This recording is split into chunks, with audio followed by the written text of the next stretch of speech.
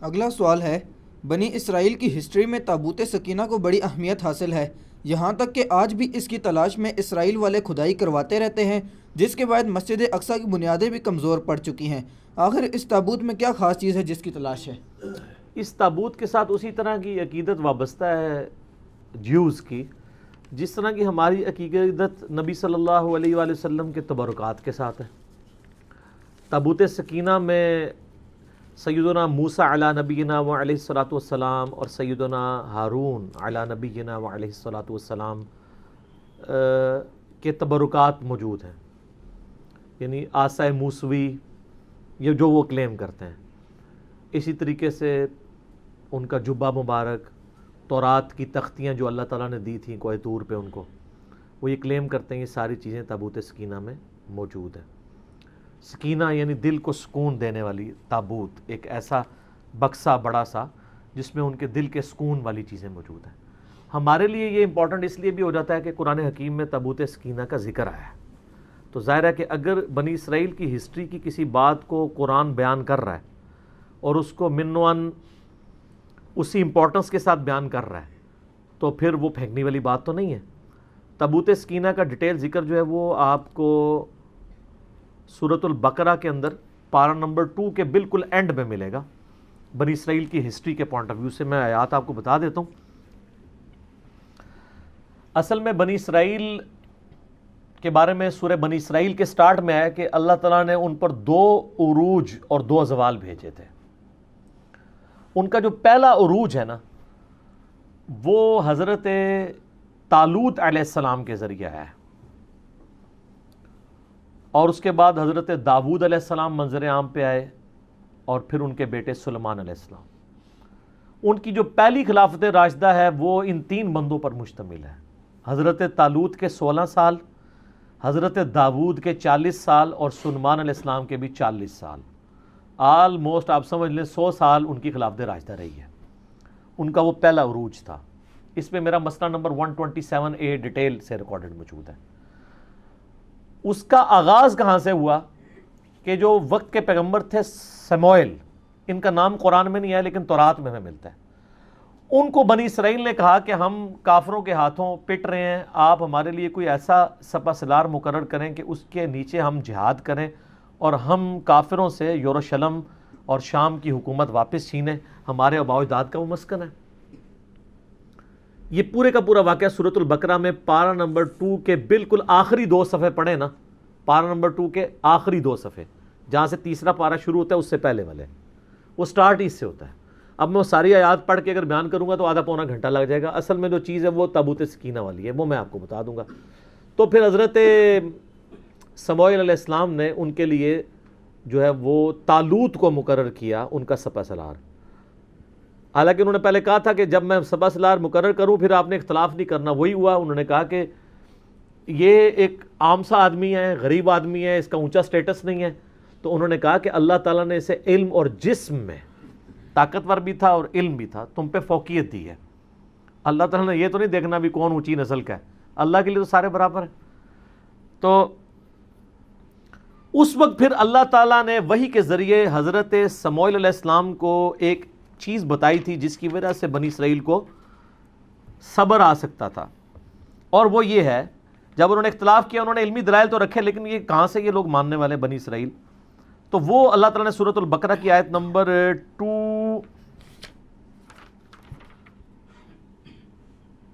233 آن word نا، یہ پورا سلسلہ سٹارٹ ہو رہا ہے 43 پارہ نمبر 2 کے اینڈ پہ، الم تر الی الذین خرجوا من دیارہم وہم الوف۔ اس کے بعد آگے جا کے آتا ہے وقال لهم نبیہم، اور ان کے پیغمبر نے ان سے کہا، یعنی سموئیل کا نام یہاں پہ نہیں آیا، وہ آپ کو تورات سے ملتا ہے، اولڈ ٹیسٹمنٹ سے۔ ان اللہ قد بعث لکم طالوت ملکا، کہ بے شک اللہ نے طالوت کو تمہارے لیے بادشاہ مقرر کیا ہے۔ اچھا، اس سے ملوکیت بھی لوگ ثابت کرتے ہیں، اور بھائی طالوت کو بادشاہ اللہ نے مقرر کیا تھا، بنو امیہ اور بنو عباس کے لوگوں کو اللہ نے نہیں مقرر کیا تھا۔ وہ تو مسند ابی یعلا میں حدیث ہے صحیح سند کے ساتھ، نبی علیہ السلام نے اپنی وفات سے چند دن پہلے خواب میں دیکھا کہ بنو مروان کے بندر میرے ممبر پر کود رہے ہیں، اور ابو ہریرہ کہتے ہیں پھر آپ علیہ السلام اپنی وفات تک مسکرائے نہیں۔ ان حکمرانوں کو تو نبی علیہ السلام بندر کہہ کے گئے ہیں.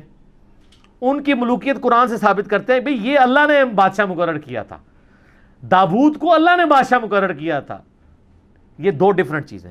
کیونکہ اسی کی تفسیر میں نا وہ سعودیہ والا جو قرآن ہے نا, صلاح الدین یوسف والا, انہوں نے اس میں سے یہ تحریف ہر بندے نے کی ہے تفسیر میں, یہ ذہن میں رکھیے گا. اپنی اپنی نوکری سب نے سیدھی کی ہوئی ہے. اگر بریلویوں نے ڈنڈیاں ماری ہیں تو اہل حدیثوں نے بھی ماری ہیں, دیوبندیوں نے بھی ماری ہیں, شیعہ نے بھی ماری ہے. ہم نہیں مارتے. کیوں؟ کیونکہ نام ہے بابی, نام ہے بابی, میں ہوں مسلم, علمی کتابی. اچھا جی. قالوا انا یکون لہ الملک علینا ونحن احق بالملک, وہ کہنے لگے یہ ہم پہ کیسے بادشاہت کر سکتا ہے جبکہ ہم زیادہ حقدار ہیں. ولم یؤت سعہ, جبکہ اللہ تعالیٰ نے اسے کوئی وسعت نہیں دی, من المال, مال میں سے. قال ان اللہ اصطفاہ, انہوں نے کہا اللہ نے چنا ہے. یہ بنو امیہ بنو عباس کو اللہ نے نہیں چنا, ان کو اللہ نے چنا ہے. علیکم, تم پر. وزادہ بسطۃ فی العلم والجسم, اور دیکھو اس کو کشادگی دی ہے تم پر علم اور جسم کے ذریعے, طاقتور بھی ہے علم والا بھی, یہ کرائٹیریا ہے. واللہ یؤتی ملکہ من یشاء, اللہ جسے چاہتا ہے اپنا ملک دیتا ہے. واللہ واسع علیم, اللہ تعالیٰ وسعت والا علم والا ہے. وقال لهم نبیہم, پھر ان کے نبی نے ان سے کہا, ان آیت ملکہ, بے شک اس کی جو حکمرانی کی نشانی یہ ہے, یعنی یہ اللہ کی طرف سے اللہ کی تائید طالوت کو حاصل ہے, اس کی نشانی یہ ہے این یاتیکم التابوت, کہ تمہارے پاس وہ تابوت آ جائے گا واپس, فیہ سکینہ, جس میں تمہارے لیے دل کا سکون ہے. یہ تابوت سکینہ کا لفظ یہاں سے لیا ہے, من ربکم, تمہاری طرف, تمہارے رب کی طرف سے. وبقیۃ مما ترک آل موسیٰ و آل ہارون, جس کے اندر موسیٰ علیہ السلام اور ہارون علیہ السلام کے چھوڑے ہوئے یعنی تبرکات آپ کہہ لیں اس کو, یا اس کے یعنی باقیات موجود ہیں. تحملہ الملائکہ, اس کو اٹھائے ہوئے آئیں گے فرشتے. ان فی ذلک لآیۃ لکم ان کنتم مؤمنین, اس میں اللہ تعالیٰ کی طرف سے تمہارے لیے نشانی ہوگی اگر تم واقعی سچے ایمان لانے والے ہو. کہ یہ جسٹیفائی کر دے گا, وہ تابوت سکینہ ان سے چھین چکا تھا,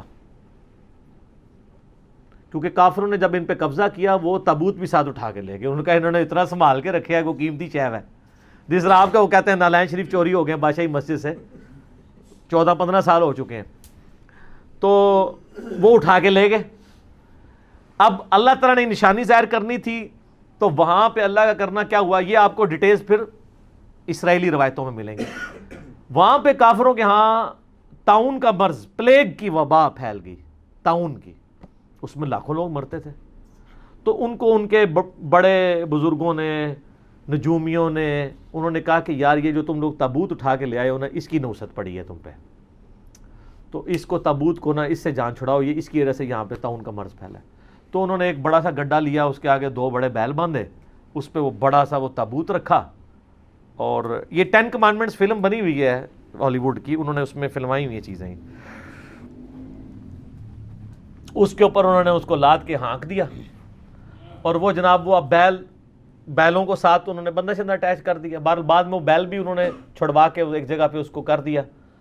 اب واللہ عالم وہ یعنی فرشتے ہی ان بیلوں کو ہانک کے اس طرف لے کے آئے. بل قرآن تو کہتے ہیں نا فرشتے اٹھائے ہوئے لائیں گے, این ممکن ہے کہ یعنی فرشتے اس کو ہانک کے لائیں, فزیکلی فرشتے نہ ان کو نظر آئے ہوں, کیونکہ وہ تو بنی اسرائیل ہمیشہ کہتے تھے ہم نے فرشتے دیکھنے, فرشتے انہوں نے دیکھے. بلکہ نشانی ظاہر ہوئی کہ وہ تابوت سکینہ ان کے پاس واپس آ گیا, ان کو یقین آ گیا اچھا اب ہمارے پاس تبرک آ گیا, اونٹتے اسی جنگ جیتی گئی.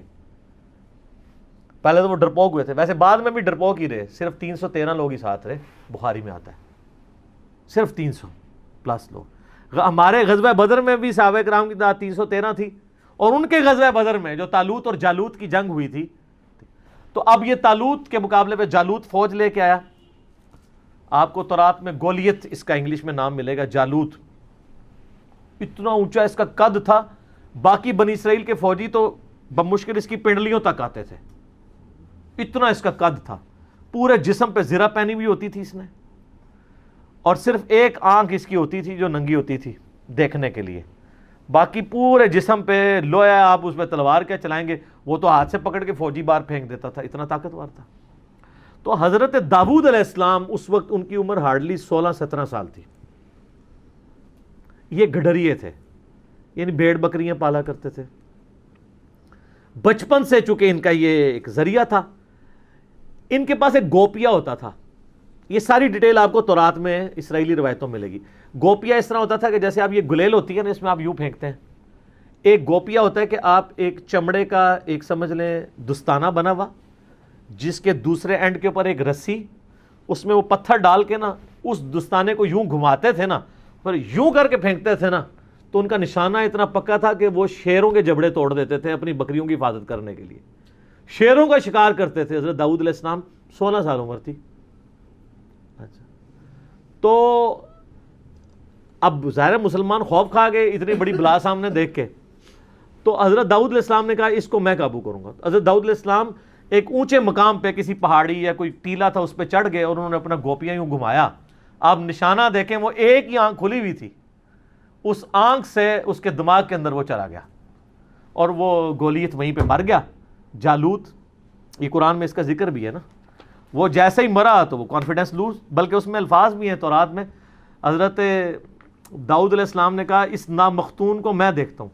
یعنی بنی اسرائیل جو ہے نا، وہ جو جنٹائلز ہیں نا ادر دین بنی اسرائیل، ان کو نامختون کہتے تھے. یہ ختنے نہیں کرواتے، ہم ابراہیمی ہیں، ہم ختنے کرواتے ہیں.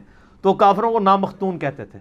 کہتے میں اس نامختون کو دیکھتا ہوں. پھر اس میں اب آپ دیکھیں نا، اس میں اللہ تعالیٰ نے ذکر بھی کیا ہے نا، انہی آیات میں آگے چل کے آتا ہے کہ اللہ تبارک و تعالیٰ نے کس طریقے سے وَقَتَلَ دَاوُودَ جالوت، قتل کر دیا داود نے جالوت کو. وَآتَاهُ اللَّهُ الْمُلْكَ وَالْحِكْمَةَ، تو اللہ نے ان کو بادشاہت اور حکمت. وَعَلَّمَهُ مِمَّا يَشَاءُ، اور اپنے علم میں سے جو چاہا سکھا دیا.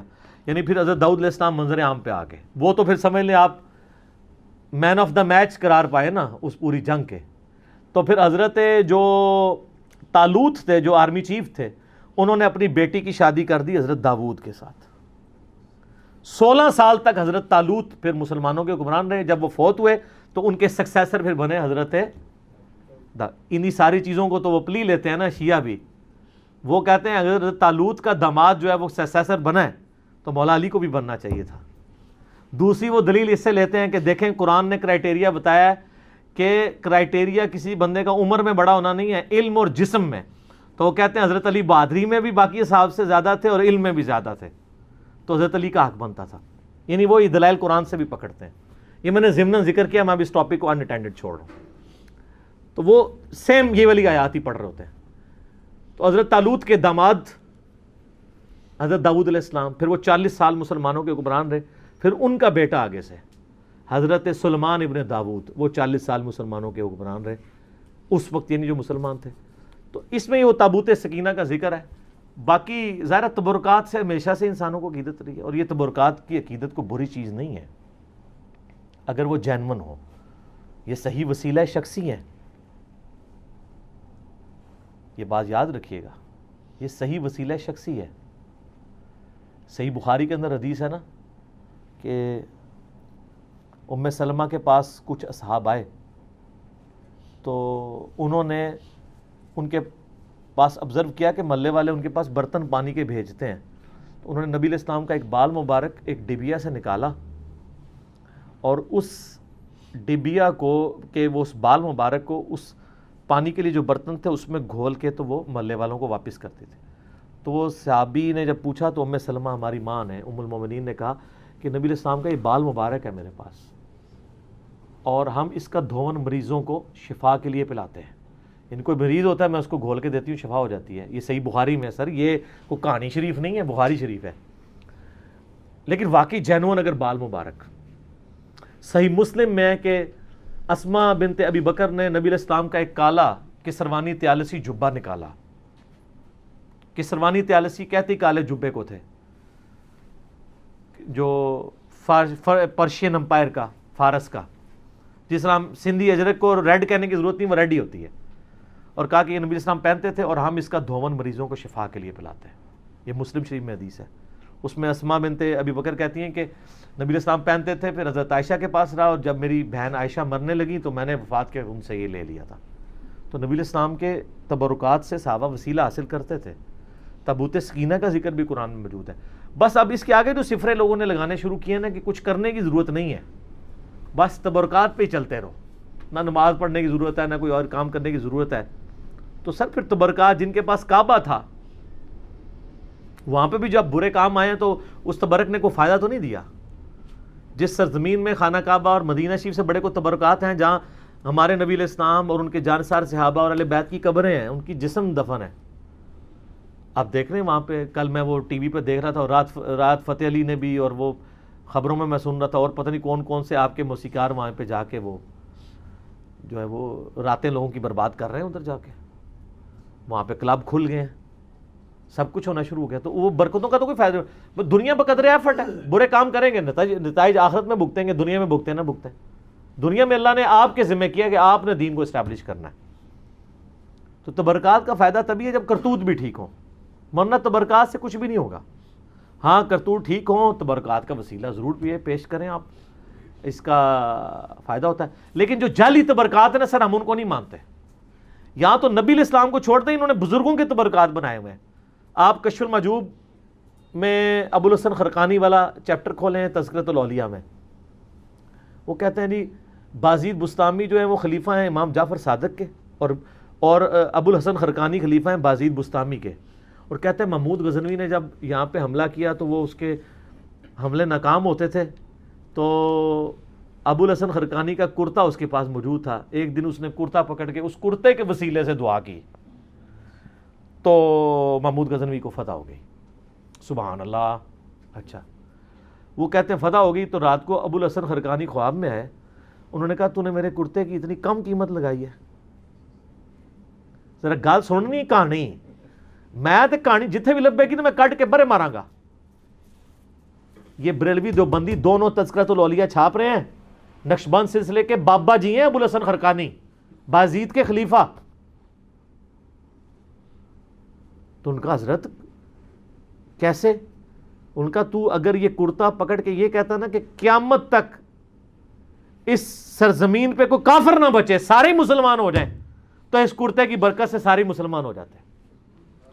یار یہ اگر کہانی چلتی تھی تو اسما بنت ابی بکر جو کالا تیالسی جبہ نکال رہی ہیں، جو صحیح مسلم میں آتا ہے، تو یہ قادسیہ اور یرموک لڑنے کی صحابہ کو ضرورت کیا تھی؟ قادسیہ میں رسول اللہ کا کرتا لے جاتے اور دعا کرتے، وہ سارے مسلمان ہو جاتے. اگر نبی کے کرتے سے نہیں ہو رہے تو آپ کے بنائے ہوئے جو آپ نے خود نام دے دیے ہیں بزرگوں کو، ان کے ناموں کے ساتھ تبدیلیاں آ جانی ہیں. وہ جی وہ بازید بستامی جو ہے نا، وہ ہر وقت چہرے پہ نقاب رکھتے تھے، کیونکہ جس گلی سے گزر جائیں لوگ دیکھ کے کلمہ پڑھ لیتے تھے.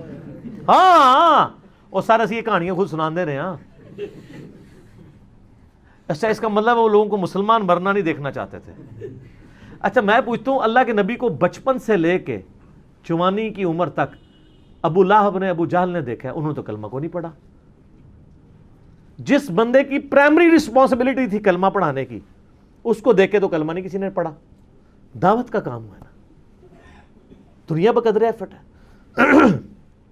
وہ جی وہ ایک فلاں بزرگ، یہ تو کئی بزرگوں کے بارے میں، ایک انبڑ بندہ چلا گیا، انہوں نے کہا جی میرے پیچھے نماز پڑھنا، دائیں طرف سلام پھیرا، سارے حافظ ہو گئے، بائیں والے سارے ناظرہ ہو گئے.